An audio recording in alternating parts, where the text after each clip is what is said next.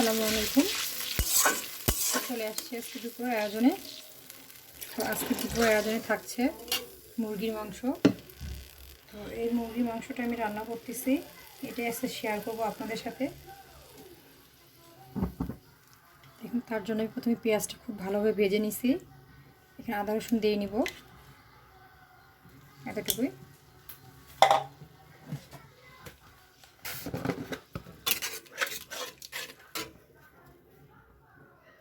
লবণ,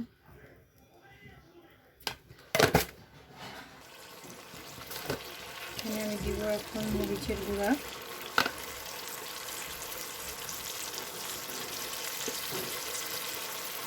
আড়াই চামচ।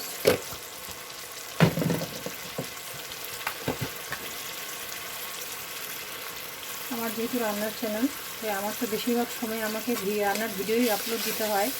তো আমি এর মাঝেও চেষ্টা করি যে রান্নার ভিডিও বাদেও যেন আপনাদের অন্যান্য ভিডিও দেওয়া যায়।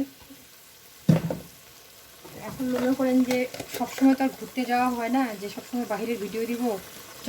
যতটুকু টাইম পাই বাইরে যাওয়ার, ঘোরার, ওইটুকুর মধ্যে যতটুকুনি ভিডিও করা হয় ততটুকুই ছাড়া হয়। তো এই জন্য বেশিরভাগ সময় আমার রান্নার ভিডিওটা শেয়ার করা হয় আপনাদের সাথে, যেহেতু আমি বাসার গৃহিণী আর আমি রান্নাঘরের মধ্যেই সারাদিন থাকি। তেজপাতা, মশলাটা এখন ভালো ফুটতেছে।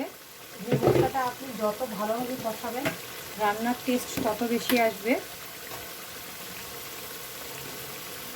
আর এখানে সামান্য কিছু আমি গোটা মশলা অ্যাড করব। গোটা মশলা, যেহেতু আমি এখানে গরম মশলা গুঁড়া দিব, সেহেতু আমি খুব বেশি গোটা মশলা ব্যবহার করলাম না। আর মশলার প্রচুর দাম, আর এত বেশি মশলা খাওয়াও ভালো না।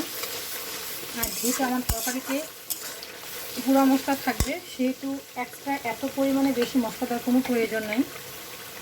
গোটা মশলাটা আমি রাঁধুনি মুরগি মাংস মশলা দিলাম।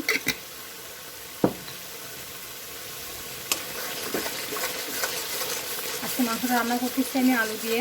তো এখন নতুন আলু বাজারে আসছে, আলু দিয়ে মাংস খেতে অনেক ভালো লাগে। তো আপনারা কারা কে কীভাবে মাংস রান্না করেন, মুরগি মাংস, সেটা অবশ্যই কমেন্টের মাধ্যমে জানাবেন। আর আমার রান্না তো বেশিরভাগ সময় আপনারা দেখছেন যে আমি কষায় রান্না করি। আমার কষায় রান্না করতে বেশি ভালো লাগে। এখানে মশলাটা এখন আমি যত বেশি কষাবো তত মশলার গন্ধটা, স্মেলটা তত বেশি আসবে, এবং আদা রসুনের যে একটা ভাব থাকে গন্ধে, কাঁচা পেঁয়াজের সেই ভাবটাও চলে যাবে। তো আমি রান্না করতেছি আজকে দেশি মুরগি। তো আজকে আমি মাংসটা অনেক ছোটো ছোটো করে পিস করে কেটে নিচ্ছি, কারণ ফ্রিজে ছিল। ফ্রিজের মাংস তো এমনি থেকে একটু খেতে ভালো লাগে না, যার জন্য আজকে ছোটো আকারে কেটে নেওয়া।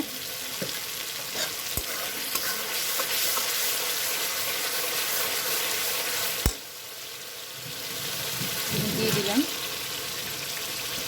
এটা সহ কষাবো, যার ফলে মশলাটা খুব বেশি পরিমাণে কষাই নাই।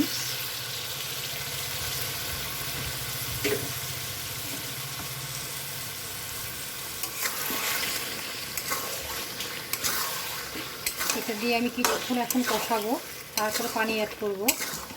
ততক্ষণে অপেক্ষা করেন।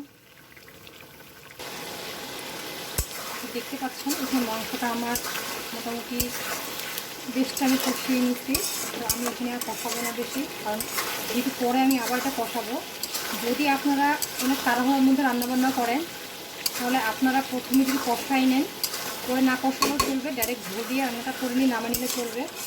আর যদি আপনার কাছে পর্যাপ্ত পরিমাণে সময় থাকে, তাহলে আপনারা এভাবে প্রথমে কষিয়ে নিয়ে তারপর পানি অ্যাড করবেন। পানিটা যখন শুকায় যাবে, তখন আপনারা আরেকটু ভালোভাবে মাংসটা কষিয়ে নেবেন, তাহলে টেস্টটা অনেক বেশি আসে।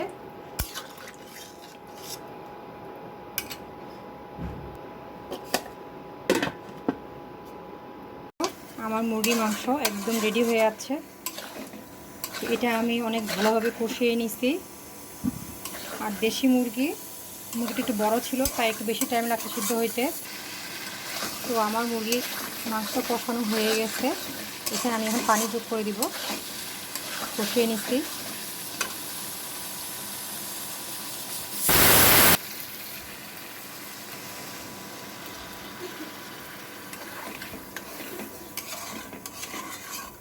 যে আমার দেশি আলু মুরগির মাংসের সাথে খেতে বেশ মজা লাগে। এটা আমার ছেলেদের অনেক পছন্দের আলুটা মাংসের সাথে, তাই অ্যাড করে দেওয়া। এটা আমি বলক দিলে আমি নামিয়ে নিব। আমি গরম মশলার গুঁড়া দিয়ে দিলাম। যেহেতু আমি আগে গোটা মশলা দিছি সেটা আমি অল্প পরিমাণে দিব। আমি আরেকটি মশলা দিয়ে দিলাম।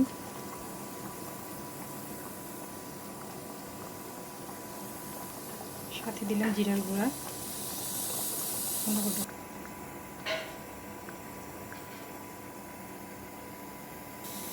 আমার রান্না শেষ, এখন আমি সার্ভ করব।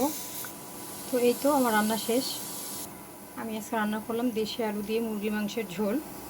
তো যারা আমার রান্নাগুলো আমার ফেসবুক পেজ থেকে দেখতেছেন তারা অবশ্যই একটু ফলো দিয়ে দিবেন, আর যারা আমার ইউটিউব চ্যানেল থেকে রান্নাগুলো দেখতেছেন তারা অবশ্যই একটা সাবস্ক্রাইব করে দিবেন। এইটুকু তো আশা আপনাদের কাছ থেকে আমি করতেই পারি। তো ঠিক আছে, আজকের মতো আল্লাহ হাফিজ, আসসালামু আলাইকুম।